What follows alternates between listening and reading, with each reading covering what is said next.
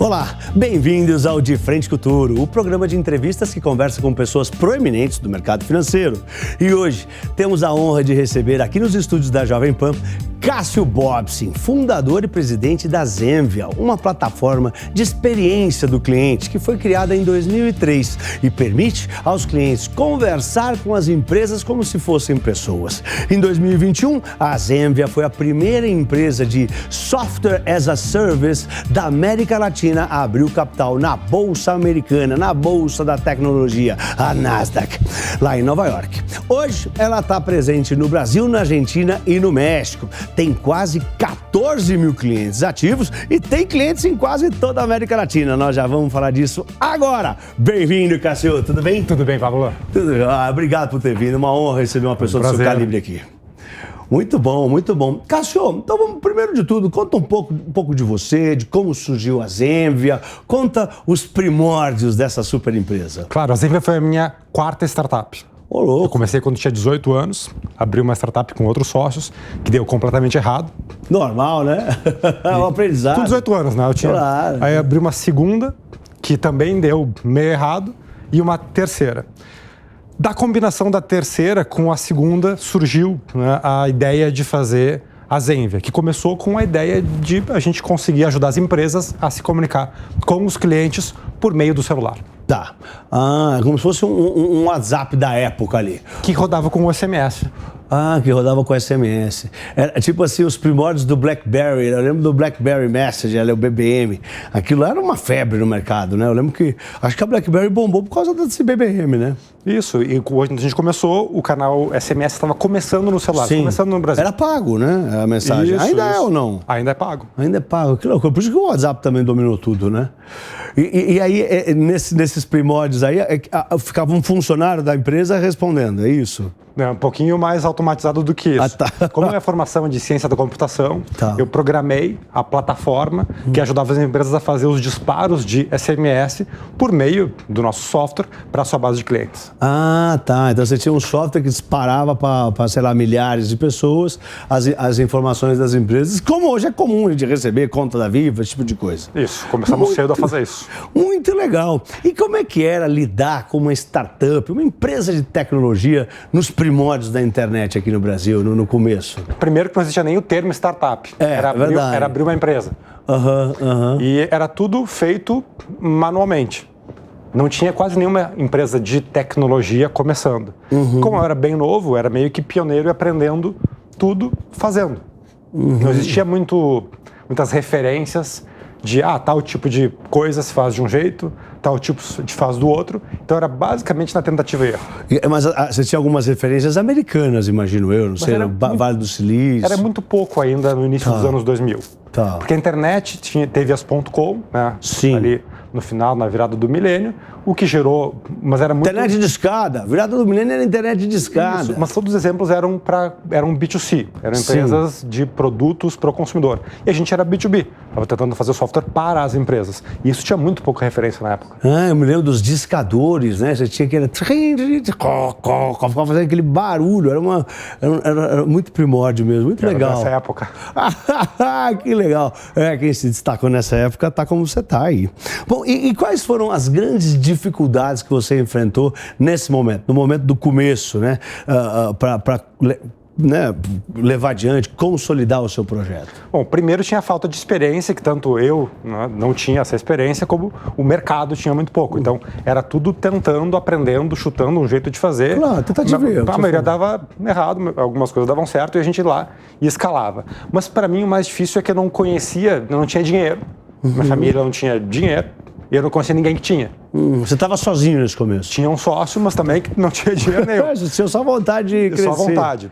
Então a gente tinha que fazer tudo nós mesmos. Tá. Desde ir no banco, emitir nota à mão, programar o software, vender, fazer o contrato, atender o telefone. Comprar água para o bebedouro, tudo. Aquele negócio. Tudo. Então a gente fazia todas as atividades. Então o difícil era de começar sem dinheiro nenhum. É que o único dinheiro que a gente tinha era o do cliente. Então a gente tinha que vender, conseguir o dinheiro e seguir evoluindo a empresa só com esse fluxo. E assim foi, de 2003 até próximo ao IPO, a gente não teve captação de dinheiro primário, de dinheiro para financiar o negócio. A gente teve rodadas para recomprar sócios, mas não teve investimento na empresa. E como está a empresa hoje, Cássio? Conta pra gente, pro público que está em casa acompanhando, investidores que podem ter ações da Zenvia na Bolsa, como que ela está hoje? Hoje, a Zenvia é uma plataforma completa de experiência do cliente. Desde as empresas que querem captar novos clientes, melhorar suas vendas, atender os seus clientes ou garantir uma relação duradoura e rentável com esses clientes. Com isso, a gente consegue servir a esses 14 mil clientes e toda a América Latina com uma tecnologia que gera resultados no dia a dia dos negócios. Tá. E hoje você tem só business to business. Você não tem o B2C, né? O nosso negócio ele é B2B2C, porque a gente atende empresas que atendem consumidores. Entendi. Bacana, bacana. E como é que foi a expansão da Zenvia para outros países? Eu sei que você tem escritórios na Argentina, tem escritórios no México, mas você estava me contando que você tem clientes na América Latina inteira. Como que foi esse processo? Como que você expandiu para esses outros 2 países? E como é que você controla os clientes em outros países, né? Desses países que falam espanhol, como Argentina e o México, onde você tem escritórios? A beleza de um modelo puramente digital é que a gente consegue ter clientes em todos os lugares a partir de uma operação centralizada. Então a gente tem a presença jurídica na Argentina e no México, mas a gente serve, e no Brasil, claro, mas a gente serve todos os países da América Latina a partir dessas operações. Mas a realidade é que hoje, como nós temos o trabalho remoto como uma opção primária para os nossos colaboradores, a gente tem gente espalhada por toda a América Latina trabalhando nessas operações. Trabalhando, por exemplo, sei lá, no Chile, vamos dar um exemplo aqui. Tem gente trabalhando no Chile para a Zenvia. Em outros países também. Uruguai, Paraguai, quase todos os principais países da América Latina. Ah, que legal, que legal. E o site, imagino eu, é o mesmo em espanhol, é um só para todos, né? Que a língua... É o mesmo produto, é o mesmo modelo operacional que a gente replica mudando, claro, o idioma e algumas características como moeda, legislação e por aí vai. Pô, que interessante. E você tem planos de expandir para outros países, para além da América Latina, por exemplo? A gente vem expandindo dentro da América Latina com o nosso portfólio.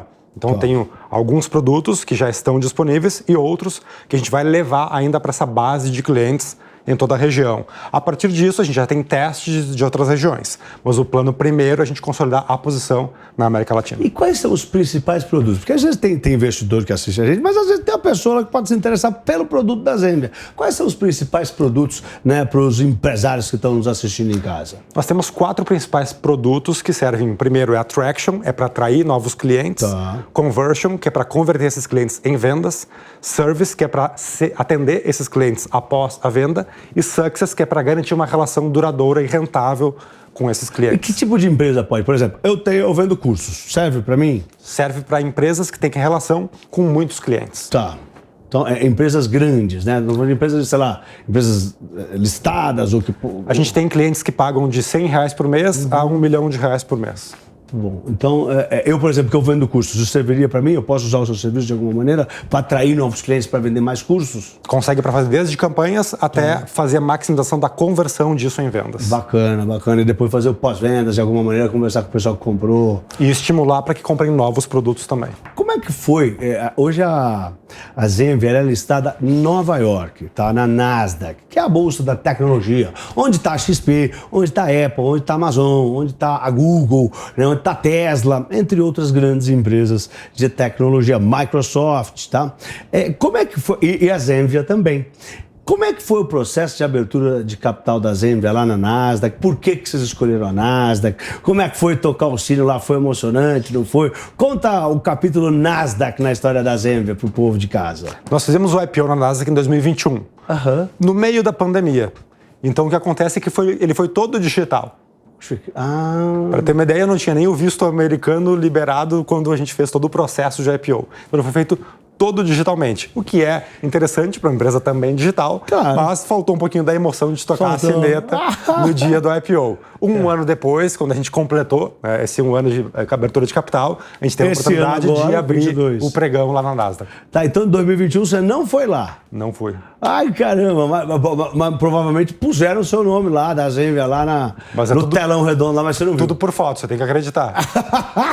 Exatamente. Mas depois, o ano depois, esse ano agora, você foi. Aí sim. Que mês que foi? Tocamos a sineta, foi em julho, quando a gente completou um ano. Tá, legal. Eu fui pra lá em março desse ano. Eu fui em março desse ano pra lá também, puseram Vai Tourinho ali na... Que é emocionante pra caramba isso aí, Muito legal. E aí você foi lá e tocaram o sino com você lá... A gente fez a abertura do pregão, e aí, claro, tem todo o cerimonial. Que legal. Parabéns, parabéns. Empresas brasileiras são listadas na Nasdaq, honram o Brasil, né? E promovem o empresário brasileiro, o empreendedor. Parabéns e obrigado, Brasil te agradece, tá? E como é que é lidar com um investidor estrangeiro? Você tem muito investidor estrangeiro lá? Porque, obviamente, tem gente que pode, muito brasileiro que investe lá fora também. Mas o forte veio de lá, não veio? A maior parte da base é de estrangeiros, foi desde o início, desde o IPO, foi de estrangeiros. E a Bolsa Americana, a principal característica, e por que se escolhe a Bolsa Americana quando você é ligado à tecnologia, é que os analistas de mercado, eles tendem a ter uma especialização maior nos subtipos de empresas de tecnologia. Mais sofisticados eles são. Quando você tem uma empresa de SaaS, o analista ele é especializado em empresas de SaaS. Quando você tem uma empresa de plataforma ou de e-commerce, que tem os analistas especializados em cada tipo de empresa. Com isso, as nuances do seu modelo de negócio, da sua estratégia, são melhor compreendidas. Ao mesmo lado, vai para o investidor. O investidor ele consegue ter, às vezes, fundos específicos de bastante valor, específicos para a tecnologia. E, às vezes, até específico para empresas de SaaS. Entendi. Com isso, você tem uma formação da base de acionistas com um perfil que pode ser mais long only. Você consegue ter uma base que mais conhecedora do seu tipo de negócio para poder entender a dinâmica dele, não só no curto, mas também no médio e longo prazo. Então você tem investidores que são fundos de investimento, que têm o dinheiro das pessoas, que são especializados em empresas de tecnologia. E de certos tipos específicos. E de setores de tecnologia. Tem vários fundos, alguns são que não, meu setor é outro, não vou investir na Zenvia. Esse cara falou, não, esse é o meu setor, deixa eu analisar, gostei, vou botar dinheiro na Zenvia. É bem mais sofisticado mesmo o mercado americano, né? E você tem mais cliente institucional, então lá, pessoas físicas também ou menos? Varejo muito pouco, porque é o tipo de investimento que com a liquidez que a gente tem hoje, ele não é um investimento de visibilidade para o varejo. Muito porque, como a gente não é uma empresa B2C, uma empresa conhecida do consumidor, acaba tendo pouco entendimento do cliente de varejo. E aí, poucos que querem se aprofundar para entender o negócio. É alguém que realmente gosta de ter uma análise mais fundamentalista, que aí busca entender a dinâmica do negócio e aí entra como uma oportunidade de investimento. Não traciona muito, né? Não tem muita atração. Aí o cara que se aprofunda já é um investidor muito mais especializado, um cara com mais conteúdo, um cara que entende, deve ter mais dinheiro para investir, para diversificar, né? É difícil uma pessoa física chegar a querer analisar uma empresa que ele não entende nada para ver se investe. E brasileiro? Tem fundos brasileiros que investem na sua empresa também? Sim, nós temos fundos brasileiros que investem desde o IPO conosco. E muito quando você tem uma Esse pessoal abriu e investiu lá? Tem desde o IPO e ao longo do processo. Esses são investidores que também têm um perfil mais de longo prazo, que entendem a dinâmica de tecnologia, tem uma especialização em tecnologia também, claro que não é o mesmo do tipo americano, que vai pelos subtipos, mas que entende a dinâmica do negócio e quais são os fluxos que se espera no longo prazo a partir da estratégia que está sendo executada. Na sua cabeça, no seu business plan, como que é o prazo do retorno para o investidor? Isso é de médio e longo prazo, essa expectativa? Como que é? Em tecnologia em geral, você está olhando uma grande oportunidade de mercado com o que chama de white space, quer dizer, existe uma grande oportunidade para ser preenchida. Então, as estratégias de negócio em tecnologia e em SaaS especialmente, é que você identifica que existe uma grande oportunidade, você cria uma mecânica para tomar esse mercado e você vai construindo isso ao longo do tempo. Como é um modelo de negócios recorrente, uma vez que você constrói uma base de clientes, você vai sustentando essa receita com uma boa garantia de continuidade. E você vai trazendo novos fluxos de clientes que vão expandindo a empresa. Então, ela tem uma boa resiliência a ciclos econômicos, o que garante com que, mesmo em um ciclo, às vezes, de mais retração, a base de clientes e o crescimento ele siga existindo. Então você não tem um modelo tão transacional, onde um efeito, por exemplo, de queda de PIB vai provocar uma queda de receita. Ao contrário, às vezes até é anticíclico, onde você tem uma retração de investimentos provoca uma adoção de tecnologia para eficiência operacional, para eficiência de custos. Já num ciclo econômico positivo, você tem aumento de investimentos para mais longo prazo. Ambos estão ligados à transformação digital, que no caso nosso se aplica à experiência do cliente. Quanto mais cada consumidor está usando a tecnologia para falar com as empresas, mais existe a adoção da nossa plataforma. Entendi. Pegando um gancho nessa sua resposta, né, você falou que você fez o IPO em 2021, né, ainda estava no Covid, ainda estava no meio do Covid, né? O Covid para você, assim, fazendo todas as ressalvas que são necessárias, foi positivo para a empresa? Né? Como foi o Covid? Como é que vocês lidaram com o Covid? Para a gente teve um efeito híbrido. Partes dos clientes que tiveram fechamento ou diminuição de negócios tiveram, claro, restrição de orçamento. Já outros buscaram fazer uma aceleração das suas iniciativas de digitalização da experiência do cliente. Isso trouxe para a gente uma rapidez de adoção das nossas novas tecnologias. Aquilo que a gente estava fazendo de mais novo, por exemplo, vender para o WhatsApp, vender pelo Instagram, fazer atendimento de clientes no modelo digital. Quer dizer, fazer todos aqueles processos que às vezes eram mais presenciais ou mais físicos, migrarem rapidamente para o ambiente digital. A gente teve cliente que em 2 semanas botou milhares de vendedores, quando fecharam as lojas, botou milhares de vendedores vendendo por WhatsApp. Uau. Em 2 semanas. Então tem esse tipo de aceleração e ela persiste. Ela não voltou para trás. Uma vez que teve abertura da economia, abertura da presença física dos negócios, não houve retração. Ao contrário, há uma combinação entre o físico e o digital, que gera para a gente novas oportunidades de crescimento e expansão do negócio. Eu tenho a impressão que o brasileiro perdeu completamente o medo de comprar online no Covid. Você tem essa impressão também? Totalmente. E não é só a compra de produtos duráveis, né, que era o mais comum. Sim. Você tem a compra desde alimentos ou perecíveis e compra de produtos também mais caros, onde você normalmente deixava esse tipo de decisão necessariamente para uma ida, né, ao negócio, a presença. Não, e para ver alguém, falar, vou comprar isso aqui, cadê? Com quem que aperta a mão? Hoje estou perdendo medo. Tem muitas vendas de automóvel e de apartamento que migraram para digital. Apartamento? Inclusive de apartamento. Tem a gente tem grandes cases de empresas tech digitais que são focadas em venda de imobiliário ou venda de automóveis e que o digital tomou uma proporção absurda, quase incompreensível com a cabeça que a gente tinha antes da pandemia. Eu morria de medo, não tinha coragem de fazer uma compra grande na internet, dar o cartão, você ficava com medo de alguém clonar o seu cartão, você tinha tantos medos. E eu sinto que realmente passou por completo isso aí, né? A gente compra qualquer coisa online agora sem o menor medo. Foi uma mudança muito importante, né? E agora voltando aqui, como é que você vê o desenvolvimento do setor de tecnologia, né, para o relacionamento com clientes aqui no Brasil e na América Latina também? Como é que você vê, como é que está melhorando isso aí? Como é que está crescendo? Como é que está se desenvolvendo? Existe um movimento que é incontestável de que a tecnologia entra dentro de tudo que se faz. Tudo que as pessoas ou as empresas fazem, a tecnologia vai entrando, vai permeando e vai transformando como isso acontece. Sim. Logo, todos os negócios que eles são habilitadores desse tipo de transformação, eles crescem porque o mercado cresce. Porque existe uma oportunidade ainda não endereçada. Com isso, o investimento em tecnologia, ele fala sobre qual é a curva de transformação digital que as empresas ou mesmo as pessoas vão passar.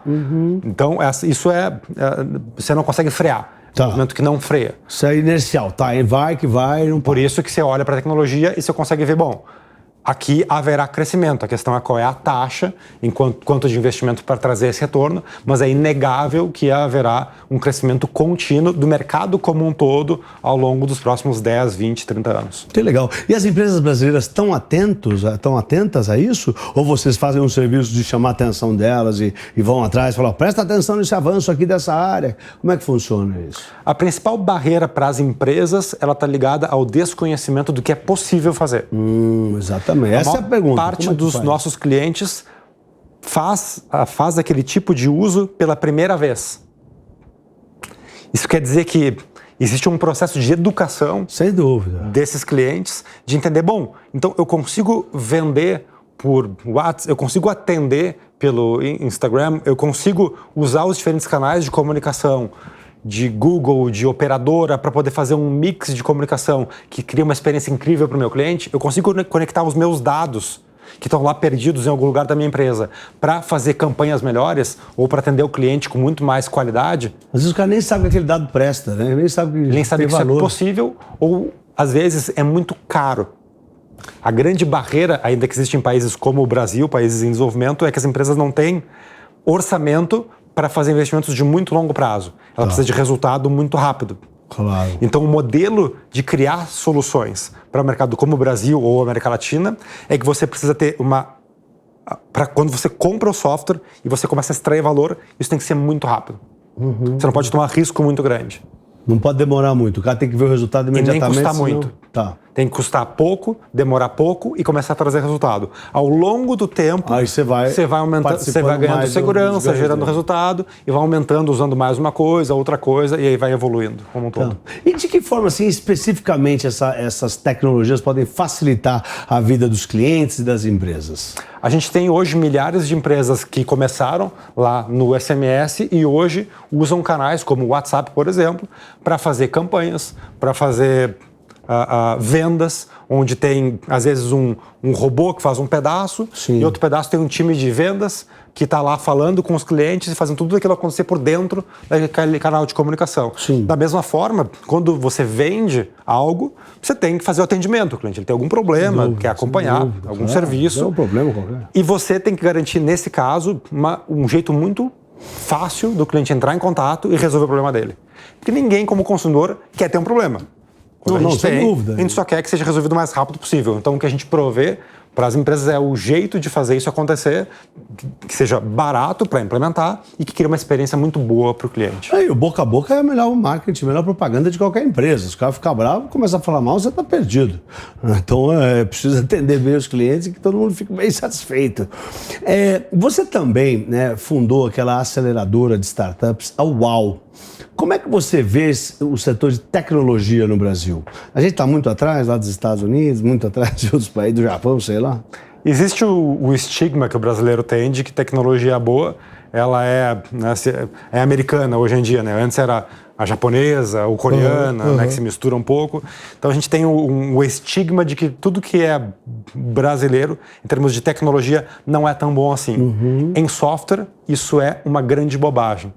A tecnologia que se faz aqui é praticamente de igual para igual. Software você diz escrever códigos, essas coisas. Porque hardware, quando você vai fazer um equipamento e produzir, o custo industrial de fazer é muito caro. Claro. Tanto que não se faz chip de computador no Brasil. Claro. Só se monta computador. Agora, em software... faz tudo lá na China, lá, né? Na Coreia, ou sei lá. Agora, em software, o que a gente faz aqui é exatamente a mesma coisa que se faz no Vale do Silício, que se faz na China. Não tem nenhuma diferença. A gente usa as mesmas bases tecnológicas. Aí é cérebro, né? E a base tecnológica é a mesma. Não tem nenhuma diferença. Se usa o mesmo software, o mesmo... Você fala que o computador, assim, para usar? A linguagem, a inteligência artificial, tudo o que a gente constrói é em cima das mesmas bases que todo mundo constrói. E os engenheiros de software brasileiros, argentinos, da região, são tão bons, se não melhores, do que se encontra ao redor do mundo. Isso faz com que a gente tenha uma qualidade de produção de software muito boa.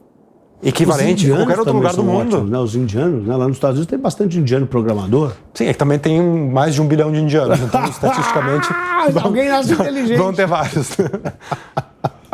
É possível 1 bilhão de caras que não sabe programar, alguém sabe programar. Mas eu entendi o que você quis dizer. O que você quis dizer é que é massa encefálica. É pegar, sentar na frente do computador e saber escrever o código melhor do que outra pessoa. E o cara tendo acesso aos computadores. E arrisco dizer que a criatividade, que é uma característica brasileira, de experimentar, de testar, de fazer as coisas até meio hackeando para fazer funcionar, ela é muito superior ao que se encontra em outras culturas. Isso faz com que a gente consiga fazer mais com o mesmo. Ou mais com menos, por esse talento, por esse tipo de criatividade que é aplicada na hora de construir soluções para as empresas ou para as pessoas. Muito legal. E o que precisa ser feito aqui no Brasil para que mais empresas de tecnologia apareçam aqui no Brasil, né? Para que ajudem a desenvolver mais o nosso país? Até pouco tempo, o maior limitador era investimento. Era um cenário, um contexto que ajudava a fazer, né, isso acontecer com investimento para as empresas poderem se desenvolver. Eu diria que hoje isso está bem mais evoluído. O que falta para a gente, eu acho que é muito mais exemplos. Porque a gente olha para todo mundo que vai pensar assim, quem são as pessoas de tecnologia que existem? Para qualquer brasileiro vai pensar num Elon Musk, num Jeff Bezos, num Bill Gates, num Zuckerberg. Ninguém olha para dentro de casa para ver, então isso não cria inspiração. É muito difícil um jovem se inspirar diretamente por algum ícone desses que está em completamente outra realidade. Porque a gente enfrenta... Tá língua, você não entende. A gente enfrenta muitos outros desafios, é muito mais complexo empreender no Brasil. Então, acho que esse tipo de exemplo é extremamente importante para estimular com que se tome risco, empreender sobre tomar risco. Então, acho que essa foi uma grande falta que a gente tem aqui. E você faz alguma coisa? Porque você é um grande exemplo de tecnologia no Brasil. Vocês fazem alguma promoção? Você recebe estudantes? Você financia alguma coisa? Conta um pouco disso. A gente faz desde programas de desenvolvimento para pessoas que têm pouco acesso a isso, geralmente de minorias que têm dificuldade a esse tipo de acesso à tecnologia, formando e incentivando para que façam parte desse mundo de tecnologia, e muitos acabam entrando para dentro da Zenvia, claro. E a gente tem, eu pessoalmente, tenho uma atuação pela aceleradora, onde a gente tem mais de 100 startups aceleradas, que já passaram por esse ciclo. Algumas, inclusive, conseguiram ter o seu exit e voltaram a ser investidores, os empreendedores voltaram como investidores. E, além disso, participo também da Endeavor, como uma instituição que ajuda a estimular o empreendedorismo. Tá lá também. Romero bem amigo. Isso, ajuda bem a focar em como empreendedores podem se inspirar e aprender com os outros, quando estão fazendo o mesmo tipo de desafio, o mesmo tipo de trajetória. Legal. Conta um caso interessante da UAU, da aceleradora de startup. A gente tem um caso que foi a Movidesk, uma empresa que foi acelerada pela UOL e que teve um exit que inclusive foi para a Zenvia. A Zenvia fez a aquisição da Movidesk no ano passado, justamente completando um ciclo, onde de um lado existia um estímulo ao empreendimento de inovação e de outro se conseguiu fechar esse ciclo com um exit que faz, então um olhar para um futuro de como isso pode se tornar ainda maior como uma operação global. Muito legal. E bom, a UOL investe bastante em tecnologia, Imagino que haja até um espaço aí, mas e o setor privado brasileiro, Nós da XP, por exemplo, também investimos bastante em tecnologia, mas num geral, o setor privado investe em tecnologia no Brasil ou você acha que fica muito aquém do que poderia ser? Eu diria que o investidor brasileiro ele sofre de um problema que é a taxa de juros que oscila demais. Sim. Isso faz com que a análise mais fundamentalista de empresas com retorno mais longo seja sempre um pouco mais difícil. Sem dúvida. Porque dependendo da curva, você muda muito a forma como faz a projeção. Então a gente tem esse problema de olhar modelos de negócios que eles têm um retorno, o grande retorno vem a partir do ano 5, ano 6. Claro. Quando você tem negócios que já são geradores de caixa regularmente, como empresas baseadas em dividendo, você tem muito mais facilidade de entender que aquele valor daquele papel corresponde àquela geração de dividendos constante. Muito bom! Gente, eu conversei hoje com Cássio Bobsin, fundador e presidente da Zenvia, uma plataforma de experiência do cliente. Muito obrigado pela aula que você deu aí para os espectadores de casa. Muito obrigado. Valeu mesmo, viu? Valeu. Obrigadão. E qual que é o ticker da Zenvia na bolsa? Zenv, Z-E-N-V, na Nasdaq. É Z-E-N-V, lá na Nasdaq. Se você quiser acompanhar como é que está indo o desempenho da empresa, é só clicar no seu site aí de ações. E você que está acompanhando a programação da Jovem Pan, fique conosco e até a próxima. Vai, Torinho! Vai, Torinho! Valeu!